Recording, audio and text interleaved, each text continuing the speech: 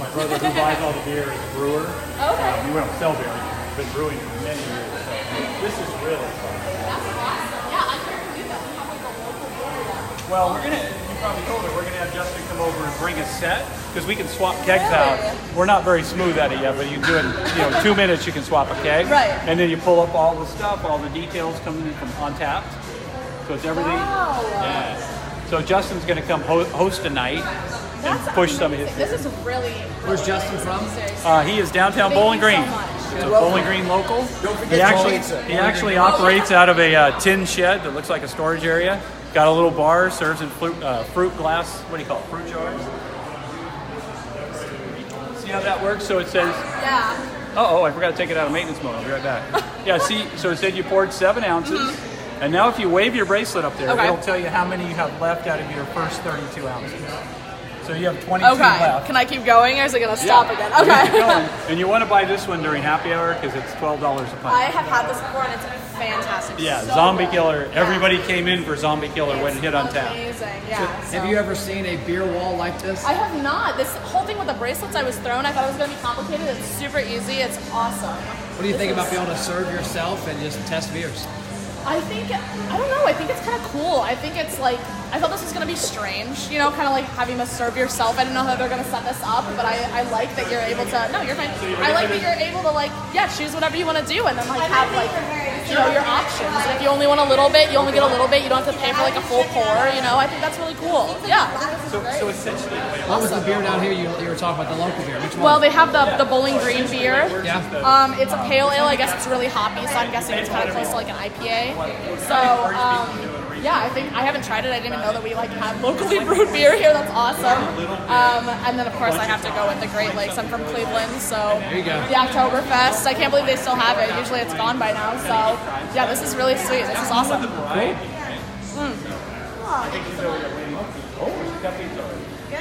I'm still amazed that the pizza comes out so fast. Although Matt and I ate somebody else's calzone today.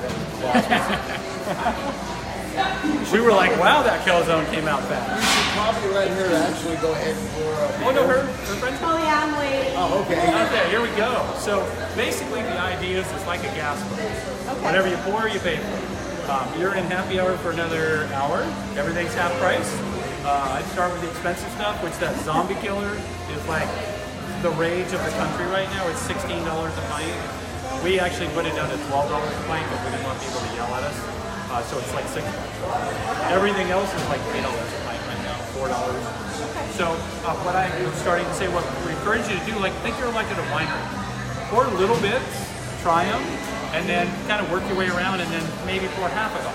Okay. Don't spend it all on one drink. That's the fun part. What if you don't like it? Yeah, so just get little bits at a time. Right. yeah, so we start with sweet, light stuff over here, work our way through kind of funky stuff. That's habanero, the blonde ale. That one's good. This one, right, guys? It's a gose. There's 2.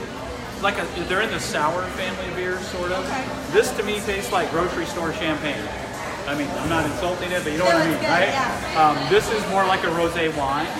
As you go across, you get your IPAs.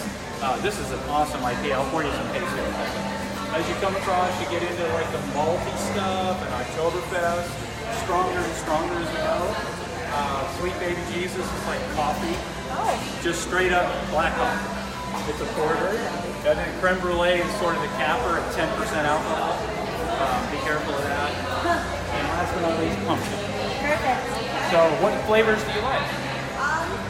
I think I'm going to try this one first. So here, I'll show you now. So anytime you pour, put your cup in a good hard angle. Don't touch it, but you will blow it. So what you do is you put the bracelet up here. Wrong one. My bracelet? No, that's not the bracelet one. One second. I'll buy you some. I'll buy a stamp. Right. So break it. When it turns green, you have to actually touch it on there. Oh, okay. So now, hard on, hard off. Cool. Good hard click. If you get it in the middle, it'll aerate it. You don't want to do Right, it. gotcha. So you can pour. What kind do you like?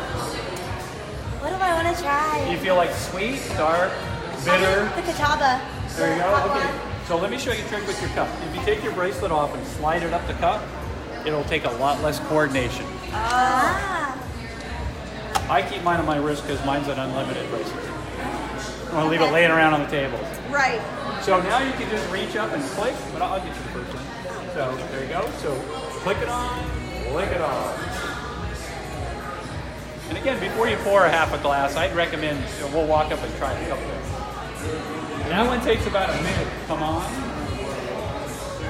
Try this one. Habanero pepper infused. I finished that one. We'll try another one. Okay, do you like IPA? I got a big idea. So just for giggles, Okay. humor me, try this one. This is an IPA for people who are not IPA beer drinkers.